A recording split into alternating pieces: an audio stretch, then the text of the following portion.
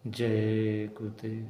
प्रेमी भाई बहनों, एक बार परम पूज्य स्वामी जी महाराज ने कहा था कि आगे जो विनाश होगा उसमें महाभारत का इतिहास पीछे रह जाएगा। महाभारत में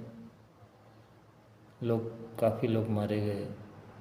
कहते हैं 11 छोड़ी सेना 18 दिन में ख़त्म हो गई। अब महाभारत का क्या कारण था? सबका अपना अपना नज़रिया हो सकता है। हम अपने नज़रिए की बात करें तो मेरे नज़रिए के अनुसार क्या है वो पहले आप इसका इतिहास या कह लीजिए कि इसका बीजारोपण जहाँ हुआ था वो आप सुनिए। आप खुद ही हमारे नज़रिए से सहमत होंगे कि नहीं सहमत होंगे, ये तो आपको अंत में मालूम होगा। खैर, एक गुरु जी थे और उनके 2 शिष्य थे। एक ब्राह्मण था, एक क्षत्रिय था, एक राजा का लड़का और एक सन्यासी का लड़का, यानी एक राजकुमार और एक जो है वनवासी। दोनों का विद्या धन पूरा हो गया। दोनों मित्र थे, दोनों में बड़ा प्रेम था।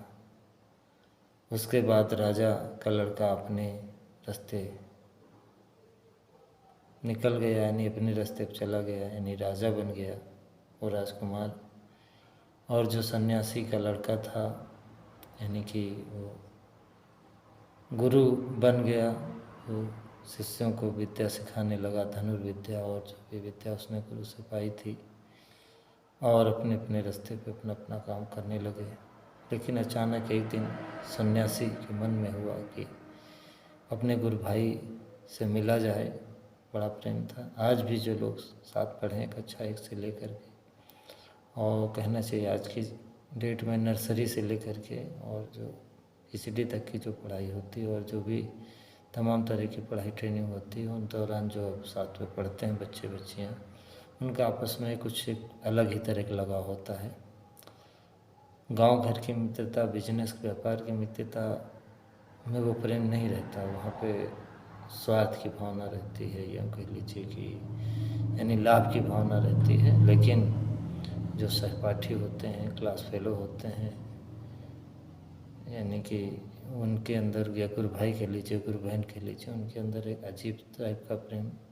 यहाँ संसारी हम गुरु भाई बहनों की बात करते हैं, यानी कि संत मत के नहीं, जो दुनियावी विद्या की बात में जो गुरु भाई होते हैं, गुरु बहन होते हैं। तो खैर, पहले के युगों में तो गुरु भाई और गुरु बहन यानी जो होते थे वो संसारी भी होते थे और आध्यात्मिक भी होते थे। यानी कि वहाँ पे दोनों शिक्षाएं पढ़ाई जाती थी। आज तो ये समझो संसारी विद्या पढ़ाई जाती है, आध्यात्मिक विद्या के स्कूल के बारे में हम आपको क्या कहें, आप बेहतर जानते हैं।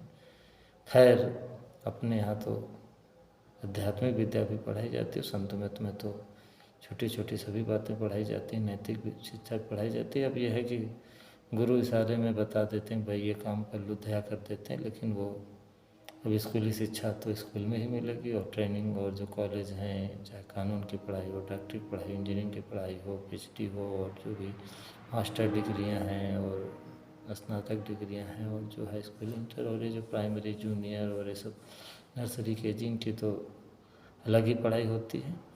खैर, वो जब अपने गुरु भाई के यहाँ पहुँचा तो उसका गुरु भाई जो राजा बन गया था, उसने कहा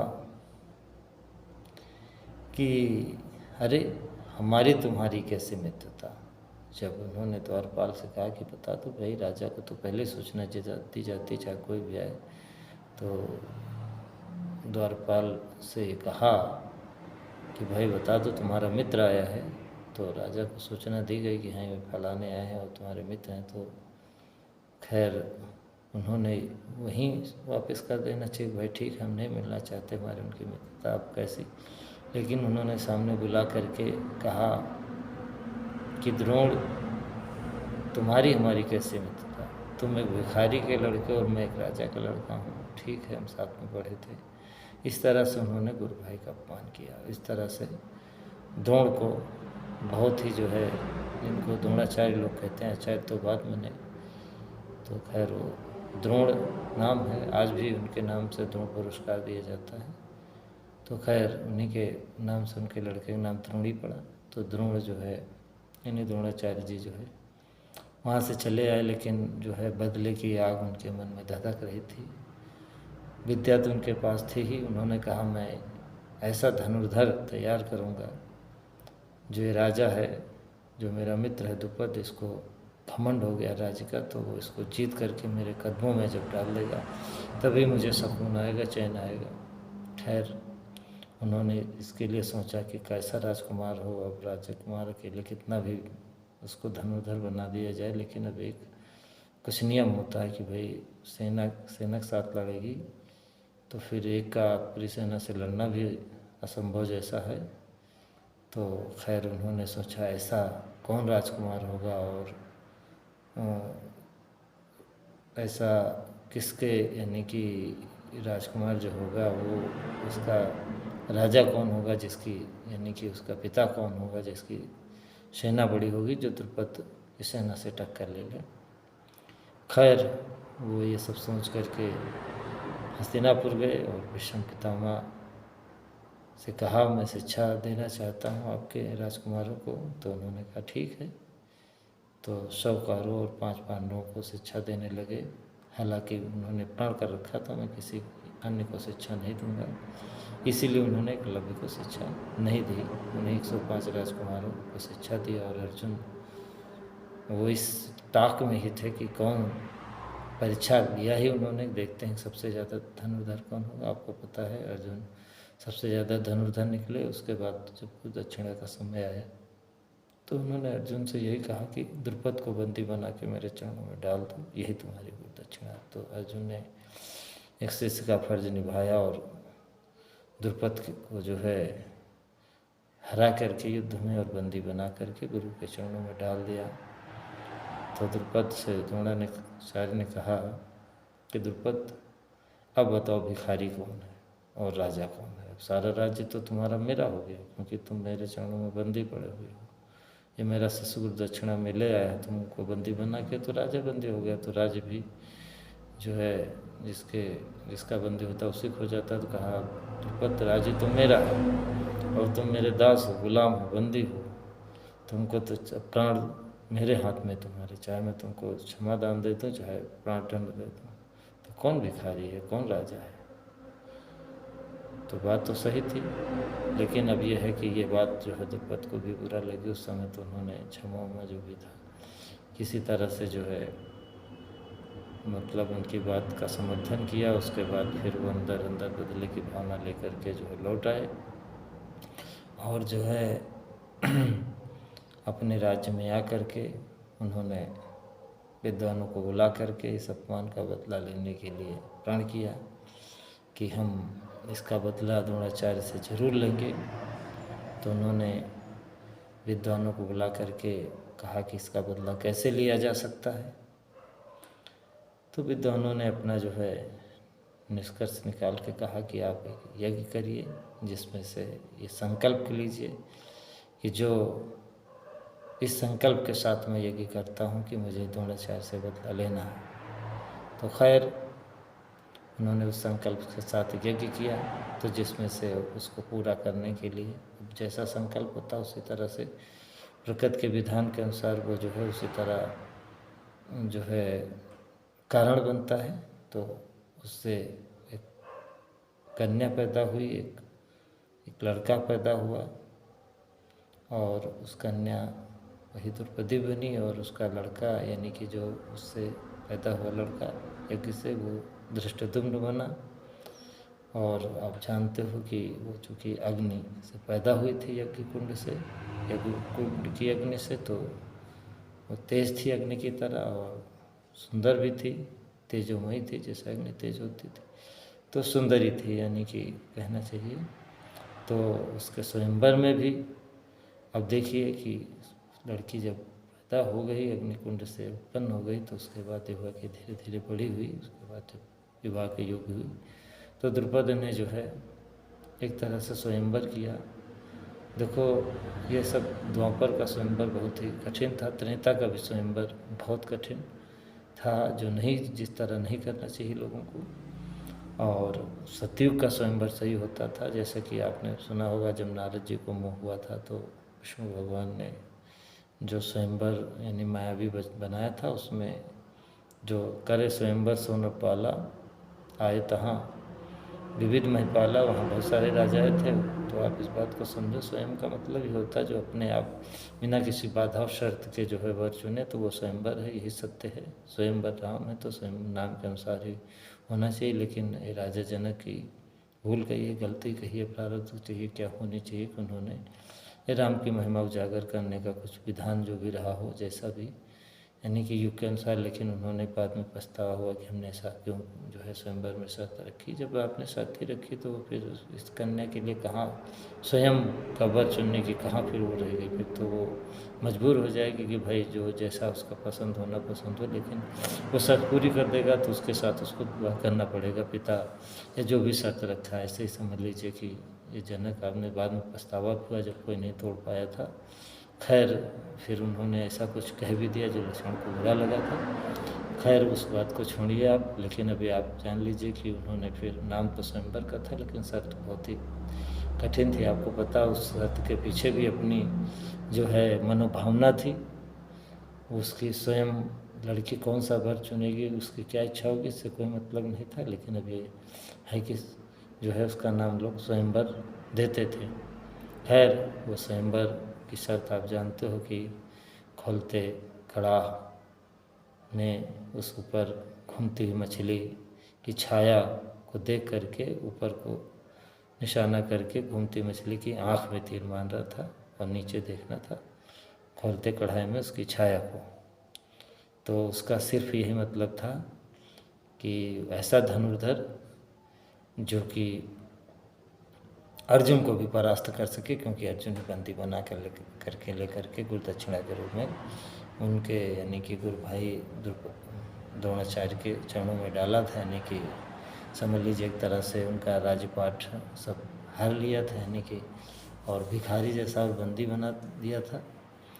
तो अब वो खोज रहे थे ऐसा कौन धनुर्धर होगा, क्योंकि मेरी लड़की विश्व सुंदरी है, तो अब दामाद हो जाएगा तो मेरा कहा करेगा, और मेरा लड़का भी तेज है, अग्नि से पैदा हुआ, तो दोनों मिल करके साले बहनोई उस बदल लेंगे हमारे दुश्मनी। यानी थे तो गुरु भाई देखा जाए, लेकिन अब दुश्मनी की भावना पैदा हो गई तो दुश्मनी नज़र आने लगी। तो जैसा भी हम कह सकते हैं अपनी मथुरा और उज्जैन संगत के गुरु भाइयों के बीच में हुई कुछ ऐसी भावना लोगों के अंदर हो गई, लेकिन जो सच्चे हैं वो सब इन बातों में नहीं पड़ते। खैर आपको पता है कि फिर उस समय उन्होंने ऐसा धनुर्धर जब अर्जुन को बना ही दिया था कि दूसरा कोई न हो, तो फिर ये भी आपको पता है कि उस कथा में कि अर्जुन ही वनवास में जो ब्राह्मण के वेश में थे, सन्यासी वर्ण में थे, वही जो है जा कर के समझ लीजिए कि बदला लिए।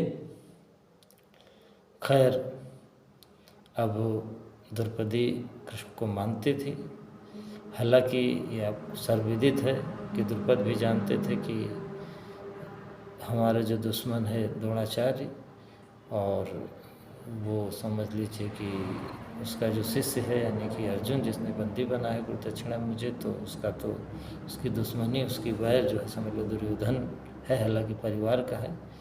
तो वो दुर्योधन तो कर नहीं सकता था शर्त पूरी, लेकिन कर्ण शायद उसको पूरा कर देता, और अगर कर्ण पूरा कर देता तो दुर्योधन के लिए ही पूरा करता। वो कह देता कि भाई मैंने शर्त पूरी कर दिया, मुझसे मैं शादी करूँ ना करूँ, लेकिन आप हार गए हो, लड़की हमारी हो गई, मैं इसको अपने मित्र को सौंप रहा हूँ, मैं नहीं शादी करूँगा इससे, मैं नहीं पत्नी बनाऊँगा, दुर्योधन को सौंप रहा हूँ, वो उसकी महारानी बनेगी, पत्नी बनेगी। समझ लीजिए एक तरह से दुर्योधन जो है समझो वो तो नाम मात्र के राजा थे, तो राज का तो दुर्योधन के हाथ में था, धृतराष्ट्र तो नाम मात्र के ही थे। तो समझो एक हिसाब से हस्तिनापुर की महारानी बन जाती द्रौपदी, दुर्योधन से शादी हो जाती थी। लेकिन अब दुर्योधन से शादी हो जाती तो हो सकता है, और जब दामाद बन जाता द्रोणाचार्य का दुर्योधन, तो दुर्योधन जो है द्रोणाचार्य की वो इच्छा शायद न पूरी करता, क्योंकि यानी कि द्रुपद की, क्योंकि द्रोणाचार्य उसके गुरु थे और द्रोणाचार्य उसके पक्ष में थे। तो अगर वो अपने दामाद ने यानी यानी कि द्रुपद दुर्योधन से कहते कि भाई इनको बंदी बना के हमारे कमरे में डालो दामाद जी, तो हो सकता है कि वो गुरु के नाते और उन्हीं के घेंग में होने के नाते साधना करते और कहानी को दूसरी हो जाती। तो फिर भी अगर ऐसा कृष्ण ने न मना कर दिया होता द्रौपदी की तरफ इशारा करके कि तुम इसको कह दो कि ये शूद्र है, इसलिए जो है हम इससे नहीं शादी करेंगे, तो शायद हो सकता है कि फिर आगे स्थिति दूसरी होती। फिर भी समझ लीजिए कि हो सकता है द्रौपदी के रूप मोह में दुर्योधन अपने गुरु के खिलाफ भी जा सकता था। द्रुपद तो शादी कर ही देते जब वो शर्त हार पूरी कर देता गणित, लेकिन कृष्ण भगवान को कुछ दूसरा ही मंजूर था। समझ लीजिए कि फिलहाल क्या मौज थी कृष्ण भगवान की, तो उन्होंने मना कर दिया। और जो है फिर अर्जुन जो सन्यासी भेष में था उन्होंने द्रौपदी को वरण किया। लेकिन देखिए उसी अर्जुन ने बंदी बनाया था और ऐसे ही अर्जुन से बदला लेने वाले धनुर्धर की तलाश थी द्रुपद को, लेकिन मिला दामाद उनको अर्जुन ही। समझ लीजिए कि खैर जब ये बाद में भेद खुल गया तो उनकी अब तमन्ना तो अधूरी रह गई। वो सोचते थे दामाद और मेरा लड़का मिल करके हम बदला ले लेंगे द्रोणाचार्य से, जैसे उन्होंने बंदी बनवाया था अर्जुन से, तो हम जो है अपने दामाद और लड़के से मिल करके द्रोणाचार्य को बंदी बनवाएंगे और अपमान का बदला लेंगे। खैर लेकिन जब उनका दामादी अर्जुन निकला, जो कि समझ लीजिए कि पहले तो पहचान नहीं पाए थे क्योंकि सन्यासी भेष में आया था उस स्वयंवर में, और सब तो जब भाई उसने पूरी कर दिया तो अब ये भी है कि क्षत्रिय की कन्या ब्राह्मण को ब्याही जा सकती है, ये शास्त्र का नियम है। यानी ब्राह्मण तीनों वर्णों की कन्याओं से शादी कर सकता है। क्षत्रिय ब्राह्मण को छोड़ के बाकी समझ लो कि क्षत्रिय और बाकी दोनों वर्णों की, यानी ब्राह्मण कहना चाहिए चारों वर्ण की कन्या से, यानी ब्राह्मण प्लस नीचे के, और क्षत्रिय तीनों वर्ण की और वैश्य दो वर्ण की, और शूद्र से आप अपने वर्ण में शादी कर सकता है। अब ये है कि इसको सुनने में थोड़ा बुरा लग रहा होगा लोगों को अपने अपने वर्ग के हिसाब से, लेकिन इसका अर्थ आध्यात्मिक था। कहने का मतलब जैसे कि ऐसे समझ सकते हो आप कि जो PhD किया लड़का है वो किसी भी कक्षा 1 से लेकर के जो है स्नातक तक की लड़की शादी कर सकता है। वो समझ लीजिए कि ग्रेजुएट और या समझ लीजिए कि इंटरमीडिएट और हाई स्कूल और समझ लीजिए कि पोस्ट ग्रेजुएट सबसे शादी कर सकता है।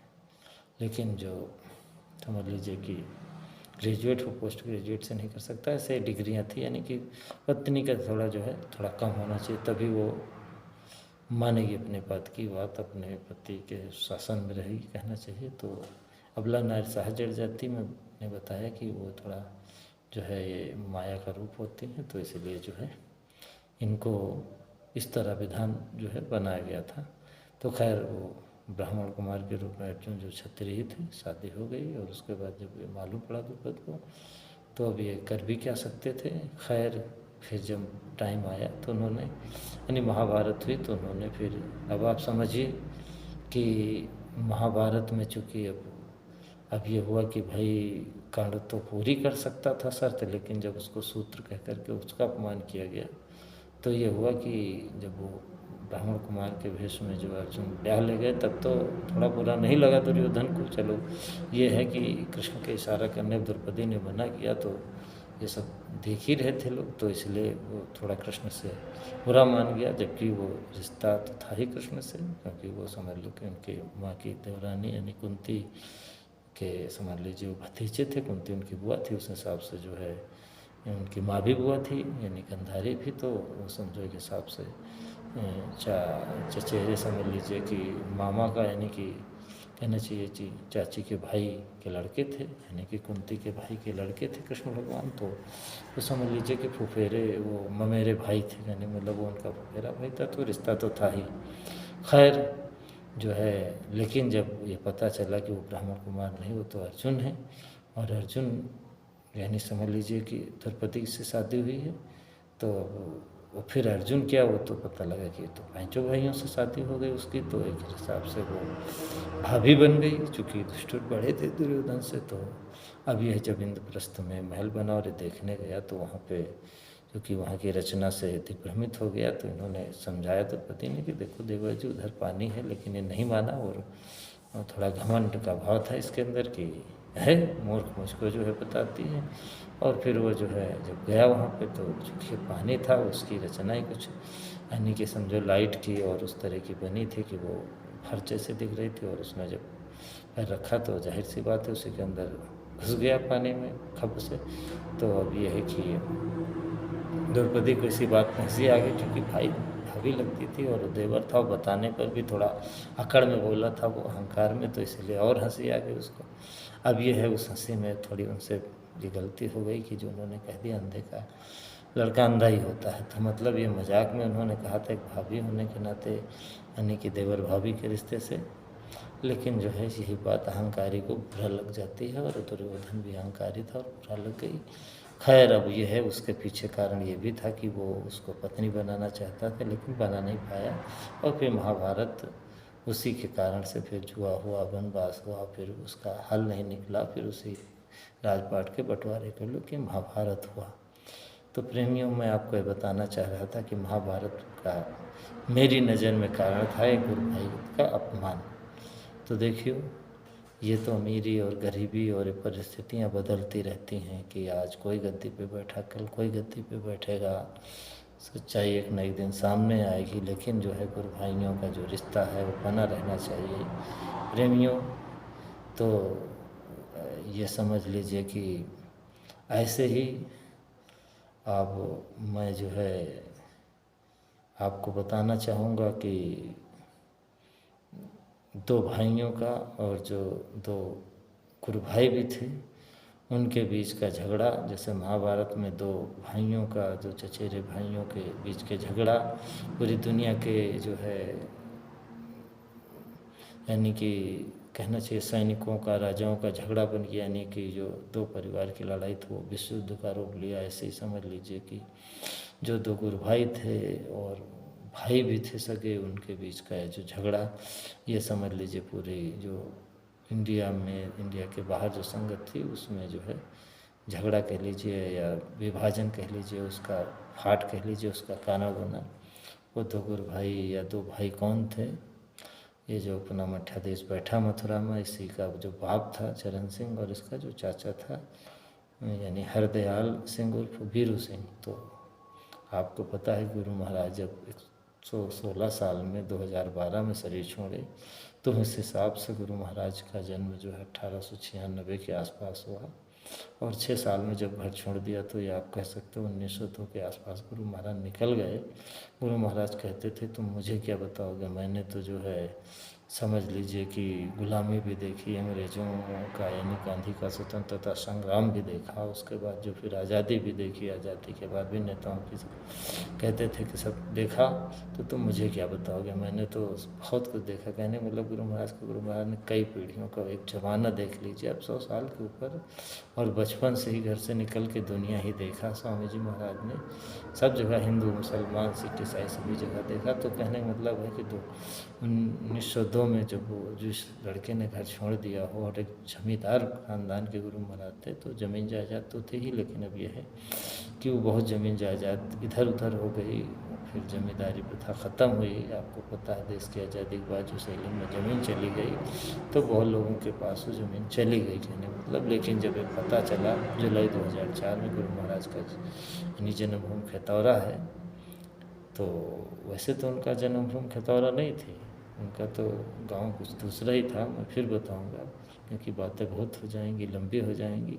तो खैर जब ये हुआ कि तो ये जो वहाँ पे वकील साहब जो खतौरा में रहते थे तो पहले से जुड़ गए थे, चूँकि बहुत गांव के लोग जुड़ गए थे। ये कौन जानता था, ये तो इनको भी नहीं पता था कि गुरु महाराज हमारे गांव के।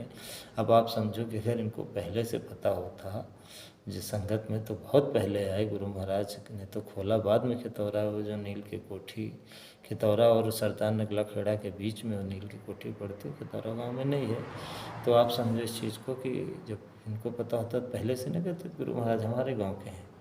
खैर जो समझ लीजिए कि जब खोला तो ये हो गया कि भाई ठीक है गुरु महाराज को जन्मभूमि है, और फिर धीरे से गुरु महाराज को इस भी पता था कि ये आदमी बहुत लालची है, वकील वैसे भी बहुत लालची होते हैं। ये वहाँ दर्शन के लिए आता था, गुरु महाराज कहते इससे कह दो कि मैं यहाँ मत आया करे, मैं वहाँ खुद चला जाता हूँ कि तोरा वहीं दर्शन कर लिया करे, और इसके कमाने खाने का वहाँ इंतजाम मैंने कर दिया। तो इसके अंदर लालच था कि मुझको, एक बार कहा भी इसने अपने लड़के के लिए, गुरु महाराज से कहा, जब स्वामी जी ने पूछा कि भाई क्या करता है लड़का, तो कहा सरकार पढ़ाई वढ़ाई करता है। तो कहा ठीक है, पढ़ेगा, अच्छी प्रगति करेगा। तो उसने कहा नहीं नहीं गुरु महाराज जो है वो आप अपनी डिग्री दे दीजिए। स्वामी जी को महाराज ने कहा भाई ठीक है, पढ़ाओ लिखाओ, इसको डिग्री दिलाओ।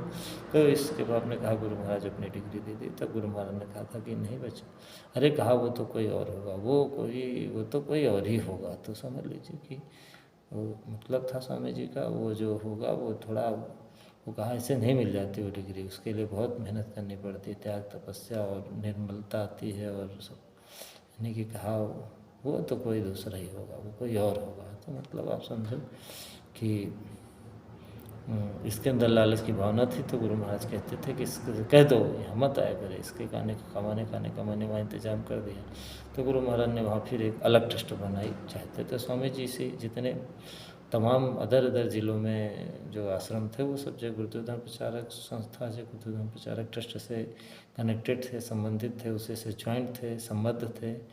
लेकिन जो है चाहते थे खितौरा वाले भी ट्रस्ट को, जो आश्रम को भी उसी में शामिल कर देते। मथुरा में जो जय गुरुदेव धर्म प्रचारक ट्रस्ट, जय गुरुदेव धर्म प्रचारक संस्था थी, लेकिन गुरु महाराज ने ये नहीं किया, बल्कि एक अलग ट्रस्ट बनाई, जय गुरुदेव कोठी मंदिर ट्रस्ट। और उसके अध्यक्ष तो जाहिर बात है स्वामी जी महाराज ही बने, और कोषाध्यक्ष इसको नियुक्त कर दिया वकील को, यानी कि चरण सिंह को। तो अब ये हुआ कि इसने सोचा मैं कोषाध्यक्ष हूँ, अब खजांची का सारा काम मेरे हाथ में यहाँ का है। तो निर्माण भी बहुत तेज़ी से वहाँ पे शुरू हो गया। समझ लीजिए 2004, 5, 6, 7, 8 फिर 12 तक बहुत निर्माण कार्य वहाँ होते रहे। स्वामी जी के सही छूटने तक जो वहाँ बहुत तेज़ी से काम होता रहा।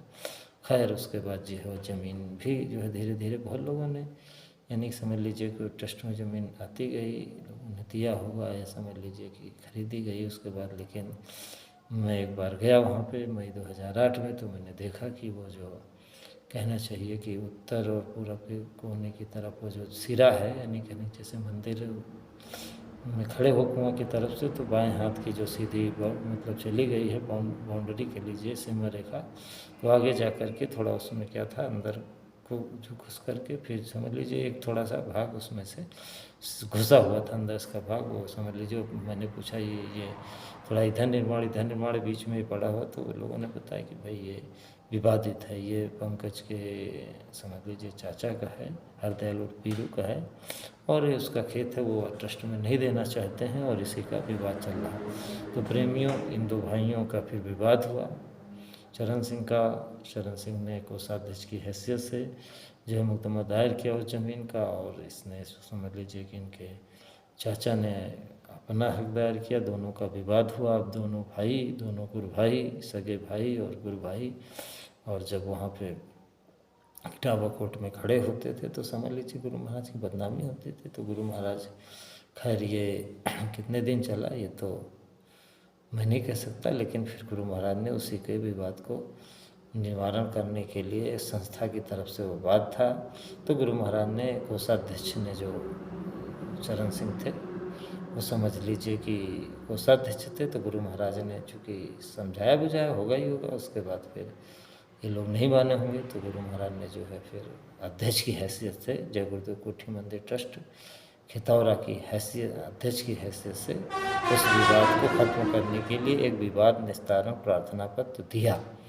और चाहो तो उसको आप देख सकते हो। अगस्त 2012 में अपने उपाध्याय जी, अमरनाथ उपाध्याय जी, जो अंतर्धन पत्रिका छापते थे, सही बात तो यह है कि जय गुरुदेव नाम से जितने भी आपको किताबें मिलेंगी, सवाल जवाब या आला फ़कीर बाबा जय गुरुदेव, सतगुरु का पत्र, साधक को, जितने भी आपको पुस्तकें मिलेंगी, वो वहीं जो गौतम भोजनालय के बगल में बिल्डिंग थी उसी में एक दुकान थी, वही जय गुरुदेव साहित्य केंद्र का बोर्ड लगा हुआ था, और वही 268 राधिका विहार उसी रोड पे है। आप समझो थोड़ा उधर जो दिल्ली की तरफ जाओ तो वहीं वृंदावन चौराहा से जो उधर समझ लीजिए कि थोड़ा आगे जाने पर उधर ही समझ लो कि रास्ते में एक पड़ता राधिका विहार, तो 268 राधा का विहार को रहने वाले थे और यहाँ पे वो सारी किताबें छापते थे। तो अंतर्धन पत्रिका भी मासिक छापते थे, बहुत लोग उसको मंगाते थे, पढ़ते थे। तो उसी में उन्होंने फिर इनकी भी नकली वसीयत यानी कहना चाहिए वही विवाद निस्तारण प्रार्थना पत्र छापा। और वो प्रार्थना पत्र में क्या कमियां थी क्या नहीं कमियां थी, लेकिन वो दो भाइयों का विवाद एक कलयुग का महाभारत बन गया। और यानी कि इतनी बड़ी संगत दो भाइयों के विवाद को लेकर के संगत का विवाद बना बैठा, उसी को जो है उन्होंने एक वसीयत घोषित कर दिया। वो नकली वसीयत कैसे बनी ये फिर मैं किसी अगले वीडियो में बताऊँगा, लेकिन ये कलयुग की महाभारत हुई। तो प्रेमियों, अगले वीडियो के आप इंतज़ार में रहिए और इन्हीं बातों का तब तक मनन करते रहिए, गुरु को याद करते रहिए। और इन्हीं शब्दों के साथ मैं आपसे विदा लेता हूँ। जय गुरुदेव।